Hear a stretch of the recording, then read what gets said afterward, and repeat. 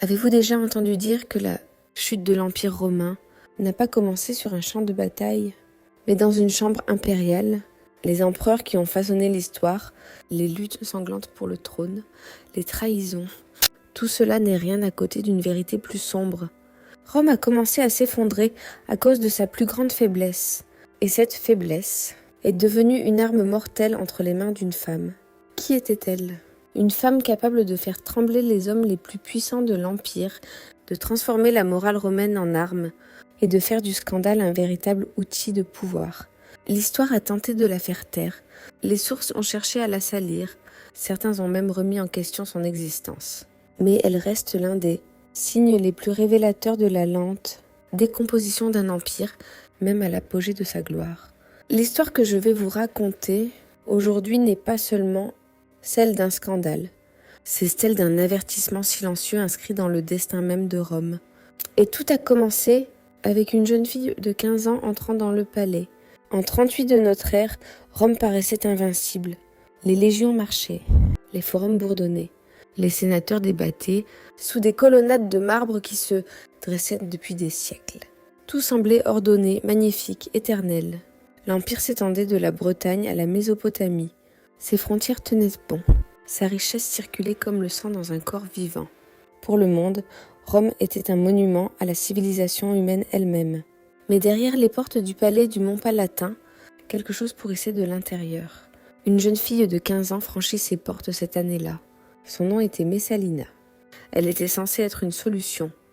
Une jeune épouse destinée à stabiliser un empereur vieillissant, un symbole de vertu chargé de guérir une dynastie encore, meurtrie par la folie de Caligula.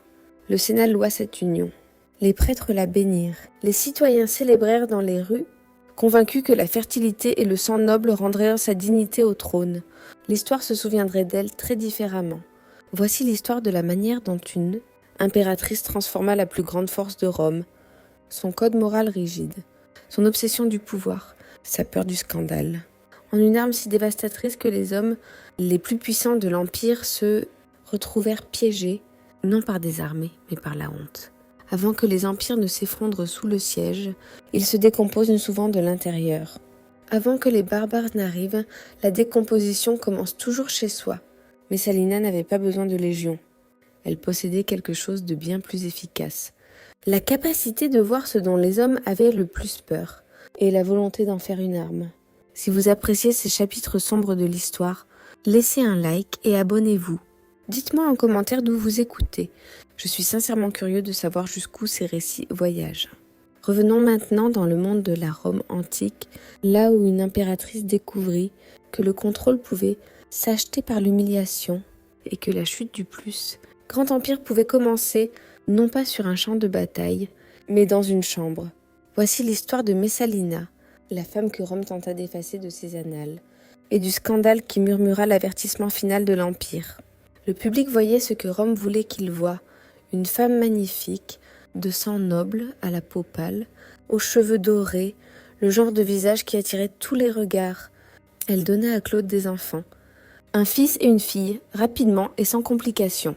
Elle apparaissait aux cérémonies officielles avec une grâce étudiée.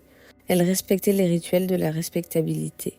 Selon toutes les mesures que Rome appliquait aux femmes, elle était la compagne idéale, la matrona parfaite, l'épouse vertueuse, l'incarnation de tout ce que l'Empire exigeait d'une femme de sa condition.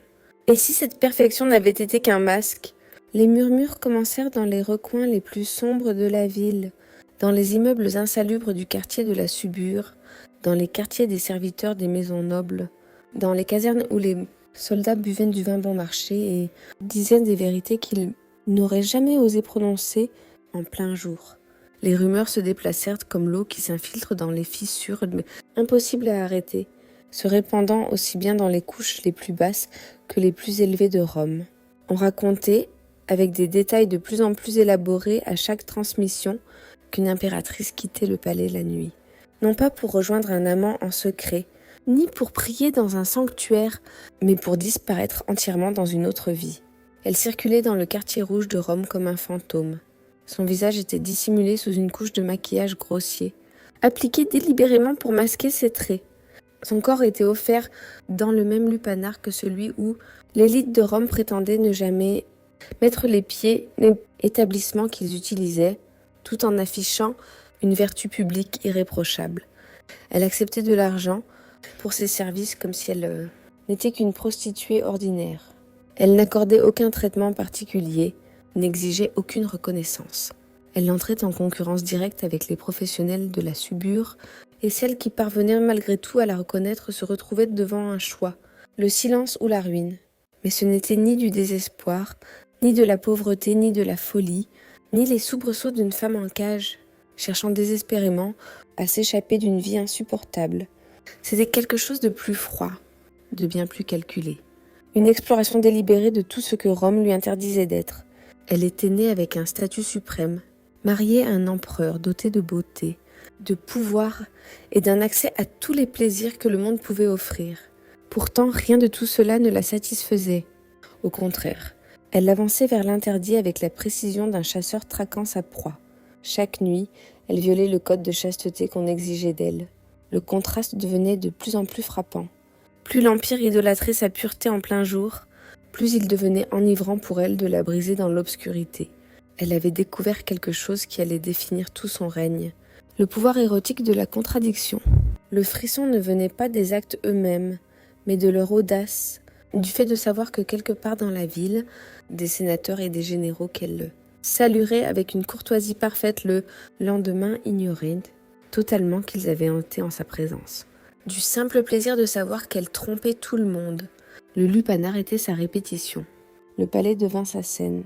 Au début des années 40 de notre ère, la cour de Claude s'était transformée en quelque chose d'irréconnaissable pour ceux qui se souvenaient des années précédant son mariage. Les banquets ne célébraient plus la politique, ni les victoires militaires, ni l'expansion de l'Empire. Elles devinrent un théâtre grotesque, suffocant, où les règles de la société romaine étaient inversées et transformées en armes. Des étoffes de soie recouvrirent les couches. Le vin coulait en rivière, importé de provinces lointaines, si coûteux qu'une seule coupe valait ce qu'un simple ouvrier gagnait en plusieurs mois. Des plateaux d'or débordèrent de loire rôties, de figues lourdes de miel, de fruits exotiques apportés à un prix exorbitant depuis des terres que les Romains avaient conquises. Mais le véritable spectacle était humain. Le vrai divertissement, c'était la dégradation. Des sénateurs se retrouvaient convoqués sous prétexte d'honneur, invités à assister à ce qui était censé être des célébrations en l'honneur, des dieux ou des commémorations, de victoires militaires. Ce n'est qu'en arrivant qu'ils comprenaient qu'ils avaient été attirés dans des salles où leur peur était déjà connue, là où l'impératrice avait rassemblé des informations sur leurs faiblesses, leurs amours secrètes, leurs détresses financières, leurs rivalités politiques, leurs hontes les plus cachées. Des généraux se tenaient devant elles, dépouillés non seulement de leur armure, mais de leur dignité, face à des rivaux qui murmuraient de leurs secrets à l'oreille d'autres rivaux, garantissant que l'humiliation les suivrait jusque dans leur foyer. Des jeunes filles de noble naissance disparaissaient dans le palais pendant plusieurs jours, convoquées par des ordres auxquels elles ne pouvaient se soustraire, et revenaient ensuite les yeux hantés, incapables de croiser le regard de leur père. Les femmes aristocratiques étaient contraintes à des actes qu'elles n'auraient jamais avoués. Liées entre elles par une honte partagée, une chaîne plus solide que n'importe quel cadenas, de jeunes hommes issus des meilleures familles se retrouvaient dans des situations qu'ils ne pouvaient ni expliquer ni fuir, et qu'ils ne pourraient jamais survivre socialement si elles venaient à être révélées. Mais Salina avait compris quelque chose que les empereurs avant elle n'avaient jamais saisi, quelque chose qui s'avérerait plus destructeur que n'importe quelle peste ou invasion. Elle comprenait que l'information était une arme plus efficace que l'acier. Elle ne régnait ni par décret ni par loi, mais par le savoir. Chaque confession murmurée dans la honte, chaque acte accompli dans la dégradation, chaque secret était recueilli, noté, méticuleusement répertorié. Ses fidèles servantes traquaient tout, consignaient tout, conservaient chaque détail susceptible d'être utilisé plus tard. Les gouverneurs étaient choisis non pour leurs compétences, leur talent militaire ou leur capacité administrative, mais pour leur complicité, pour leur silence, pour le simple fait qu'ils avaient quelque chose à cacher. Les généraux restaient loyaux non par honneur, par patriotisme ou par amour de Rome, mais par terreur d'être exposés. Les sénateurs prenaient leurs décisions non en fonction de ce qui était le mieux pour l'Empire, mais de ce qui pouvait les protéger du savoir de l'impératrice. L'État romain lui-même était tordu par des mains invisibles, façonné par la peur du pouvoir d'une seule femme. Elle avait construit ce qui équivalait à un bordel impérial dissimulé à la vue de tous. Pas dans le quartier de la Subure où travaillaient les prostituées ordinaires, mais dans une villa luxueuse près du champ de Mars, dissimulée sous l'apparence élégante de la résidence d'une famille aristocratique. Des femmes nobles y étaient forcées de servir, sous la menace de la ruine, leur famille détruite, leur nom traîné dans le scandale, leurs réputations anéanties si elles refusaient d'obéir. Des sénateurs, des généraux et de riches marchands arrivaient sous de faux prétextes, persuadés d'assister à des divertissements privés pour découvrir qu'ils étaient en réalité compromis d'une manière qui garantissait leur silence absolu. Chaque secret tremblant, né dans la chaleur de la honte, était consigné. Des récits ultérieurs affirment qu'elle utilisait ce savoir pour faire chanter des familles entières, les réduisant à la soumission, obtenant des richesses sans même avoir à les demander, extorquant des gouvernorats par des menaces murmurées, obtenant une obéissance totale sans lever une seule légion. Les scènes isolées de cette période deviennent glaçantes lorsqu'on les imagine en détail. Imaginez une jeune femme noble, arrachée à l'atrium de son père en plein jour, conduite à la villa et contrainte de jouer la courtisane, sous le regard attentif de Messalina, tandis que l'impératrice prenait des notes, observait tout, enregistrait chaque détail. Imaginez des sénateurs dépouillés de leur toge, symbole de leur rang et de leur autorité, forcés à des exhibitions dégradantes devant des rivaux qui exploiteraient plus tard cette disgrâce, tant en public qu'en privé. Un soldat qui parvint à s'échapper de la villa avoua plus tard, une fois en sécurité, que l'expérience avait été pire qu'une bataille. Le sang sèche, dit-il. La honte, jamais. Il avait survécu à des combats qui avaient tué ses frères. Pourtant, le souvenir de ce qu'il avait été, forcé de subir dans les appartements de l'impératrice, le hantait plus profondément que n'importe quelle blessure. C'était là le cruel génie de Messalina. Elle avait découvert que l'humiliation sexuelle pouvait briser les hommes plus complètement que l'épée. Elle avait compris quelque chose de fondamental sur le pouvoir, qu'il ne réside pas dans les déclarations, les titres ou l'autorité sur le papier. Le pouvoir vit dans les lieux secrets. Il vit dans ce que les gens craignent de voir révéler. Il vit dans le moment où quelqu'un réalise qu'il est totalement piégé. Sa cruauté marchait de concert avec le spectacle, main dans la main, et s'audaciait davantage chaque année. Au début de l'année 42 de notre ère, ces rassemblements étaient devenus célèbres parmi l'élite de Rome. Déguisés en festivités célébrant Vénus ou Bacchus, ils commencèrent avec solennité et rituel. L'encens montait vers les dieux. Les prêtres offraient leurs prières. Puis, peu à peu, l'atmosphère changeait. Les cérémonies glissaient vers des orgies mises en scène, où la classe dirigeante accomplissait des actes qu'elle n'oserait jamais confesser à quiconque, en dehors de ses appartements, qu'elle n'oserait jamais expliquer à sa famille, qu'elle n'oserait jamais reconnaître en public. Messalina dirigeait toute la scène comme un maestro dirige un orchestre. Elle orchestrait chaque instant, contrôlait chaque élément. Les sénateurs étaient délibérément associés à leurs ennemis, observant l'un l'autre s'humilier. Les généraux étaient contraints à des concours grotesques, conçus pour les dépouiller de leur autorité et de leur dignité. Les épouses nobles étaient exposées devant des cercles rugissants de l'élite, leur corps mis en spectacle, leur honte fabriquée, surveillée et consignée. Refuser signifiait le désastre. Pas de simples conséquences sociales, mais une ruine véritable. Des familles seraient détruites, des fortunes disparaîtraient, des carrières se termineraient du jour au lendemain. Des hommes mouraient mystérieusement. Des femmes se retrouvaient accusées de crimes garantissant l'exécution. Obéir signifiait une autre forme de ruine. La ruine de savoir ce que l'on avait fait, de vivre avec ce savoir, de savoir que d'autres détenaient ce pouvoir sur vous pour toujours. Tous quittèrent le palais liés non par loyauté envers l'empereur ou dévotion à Rome, mais par une honte partagée et suffocante. Ils étaient tous également piégés. Ils étaient tous également compromis. Et c'était exactement ce que Messalina souhaitait. Les récits les plus troublants de cette période se concentraient moins sur les spectacles publics que sur son besoin de compétition, de se tester constamment face aux autres. Elle traitait le sexe comme un gladiateur traite le combat. comme une compétition où il doit y avoir un vainqueur et un vaincu, où la victoire signifiait prouver sa supériorité. Son concours le plus célèbre, le duel d'endurance contre Scylla, la prostituée renommée de Rome, choqua même la capitale la plus blasée. Devant un public restreint de nobles, ceux-là, qui s'étaient forgé une réputation à travers Rome pour son endurance physique et son expérience, géra ses forces avec prudence tout au long de la nuit. Elle servit 25 hommes pendant de longues heures, l'un après l'autre, jusqu'à ce que l'épuisement la terrasse enfin. Elle s'effondra à l'aube. Tout le monde dans la salle croyait que le concours était terminé. Tous supposaient que Messalina reconnaîtrait la victoire de ceux-là, ou au moins déclarerait un match nul. Mais l'impératrice ne s'arrêta pas. Elle continua au-delà de 30 hommes, refusant de céder, poussant son corps au-delà de l'épuisement, animée par quelque chose qui dépassait le simple désir ou la compétition. Il s'agissait de prouver qu'elle pouvait surpasser même les professionnels, qu'il n'y avait aucune limite pour elle, qu'elle était fondamentalement différente et supérieure à toutes les autres femmes de Rome. Elle continua jusqu'à ce qu'il n'y ait plus aucun volontaire, jusqu'à ce qu'il n'y ait littéralement plus personne. À l'aube, l'impératrice de Rome avait remporté sa victoire. Elle s'était transformée en spectacle, régnant dans la dégradation, non pas comme une honte, mais comme un triomphe. Les nobles qui avaient assisté à la scène restèrent assis dans un silence horrifié.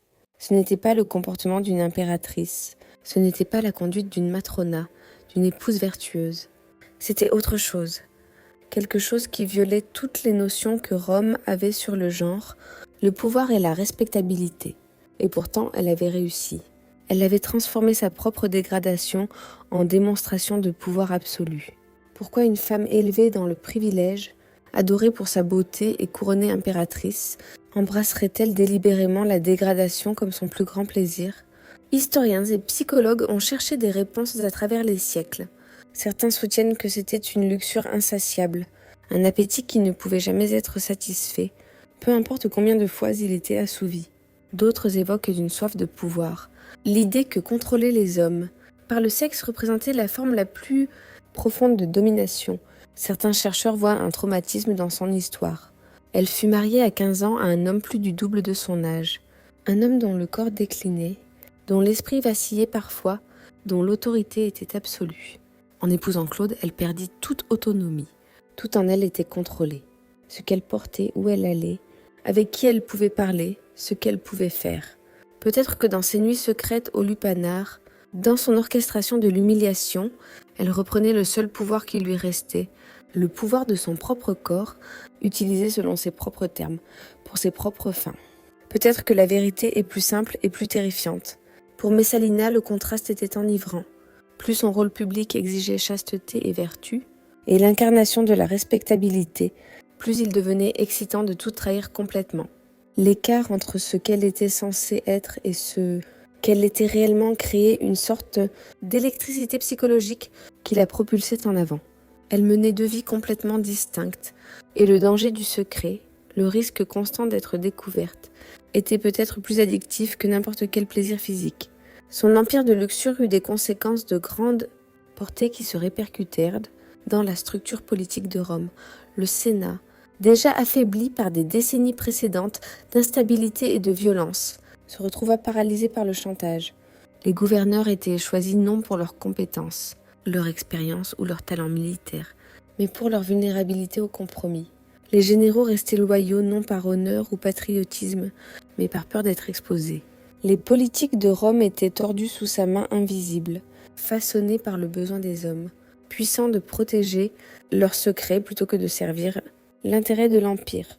Les envoyés étrangers venus à Rome pour mener des négociations diplomatiques rapportaient à leurs gouvernements respectifs que quelque chose d'étrange se passait.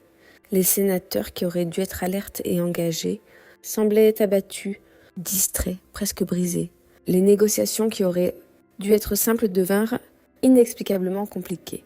Les hommes qui auraient dû défendre certaines positions semblaient étrangement réticents, comme s'ils cachèrent quelque chose, comme si leur esprit était ailleurs.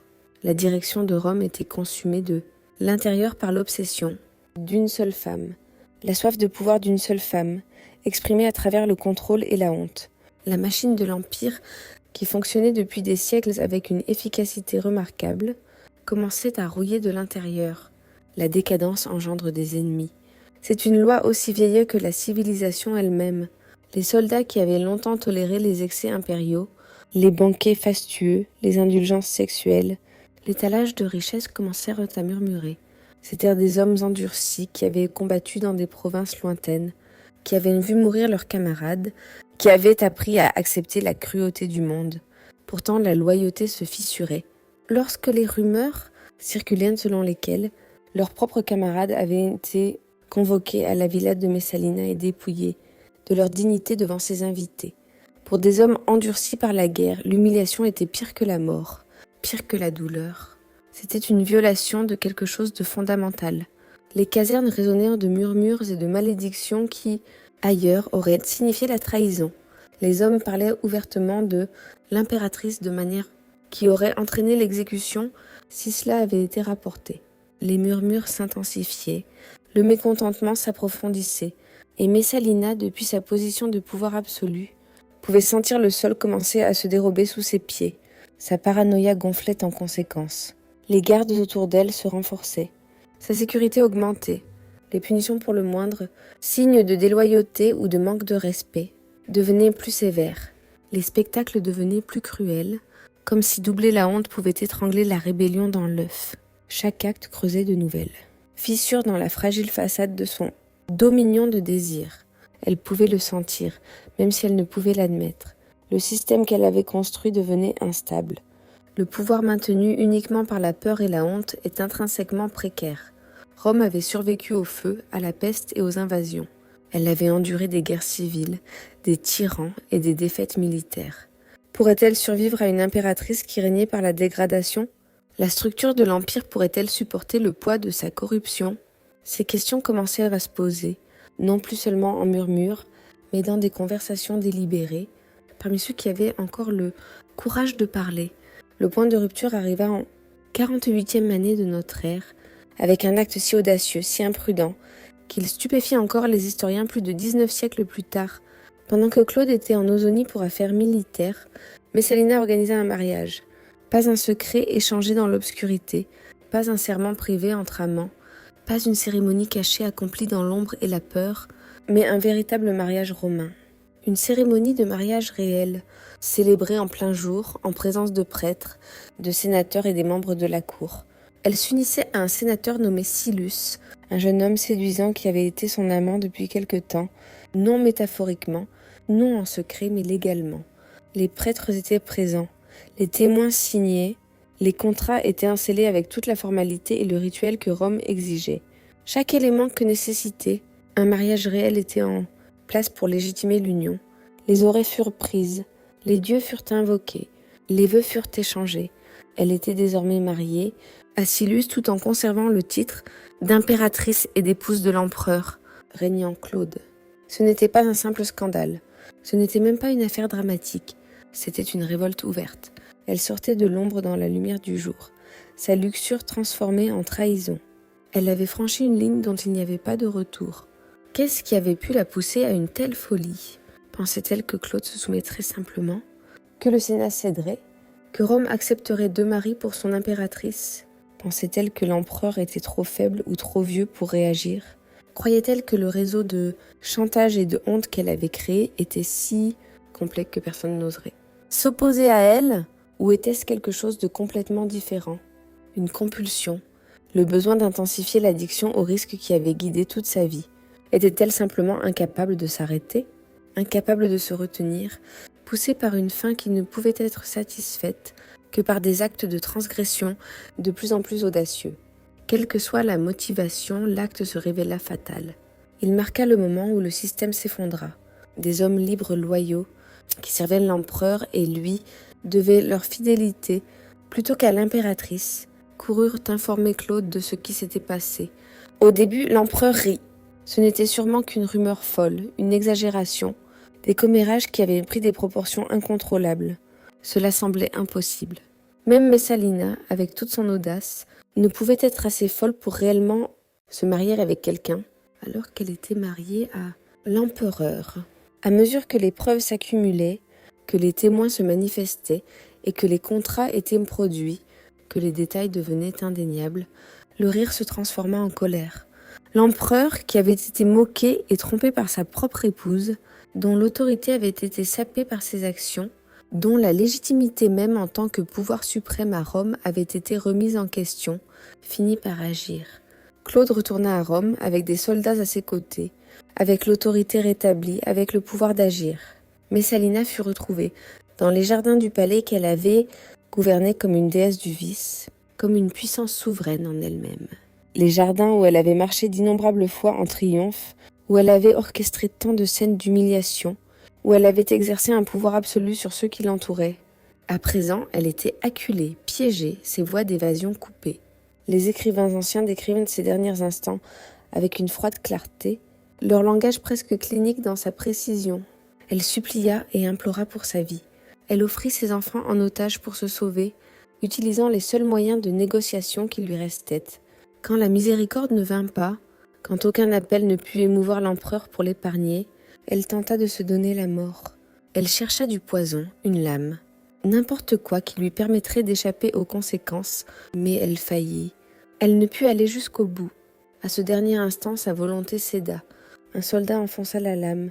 L'impératrice qui avait asservi Rome par la honte mourut non dans la grandeur, non avec la dignité d'une mort impériale, mais dans la panique et le sang. Elle mourut en suppliant. Elle mourut effrayée.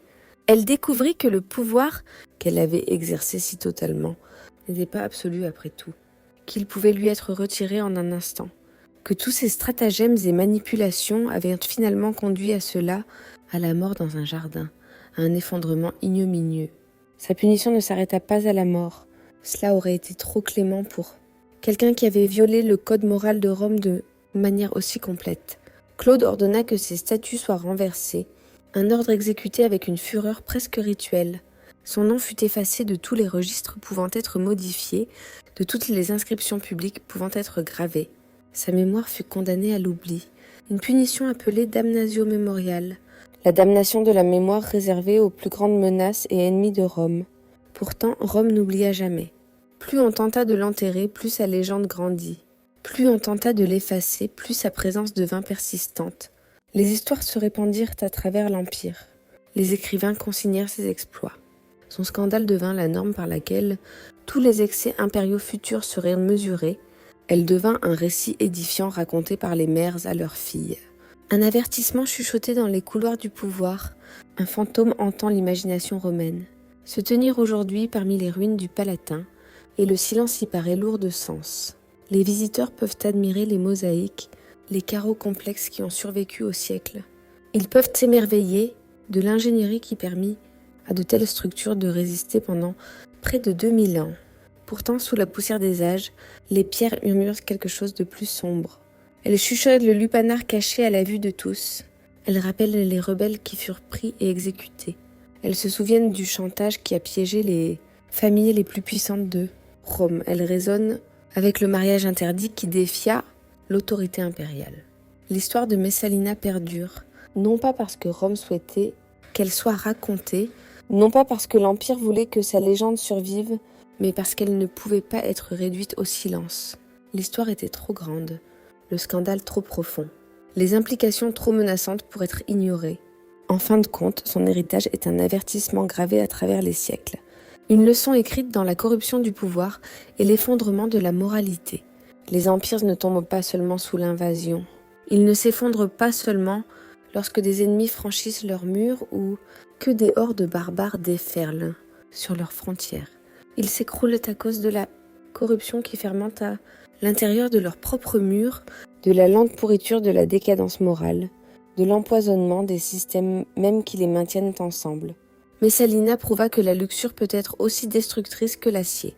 Elle montra que la honte peut lier les hommes plus fortement que des chaînes. Elle démontra que l'arme la plus dangereuse n'est pas l'épée, mais le secret. Pas l'armée, mais la connaissance de ce que quelqu'un a fait, de ce que quelqu'un est devenu, de ce que quelqu'un a été contraint de subir. L'histoire clôt son chapitre avec une vérité aussi brutale que sa vie. L'arme la plus dangereuse de Rome n'était pas l'acier. C'était le corps d'une impératrice qui comprit que le pouvoir ne coule pas de l'autorité, mais de la capacité à faire craindre aux autres d'être exposés.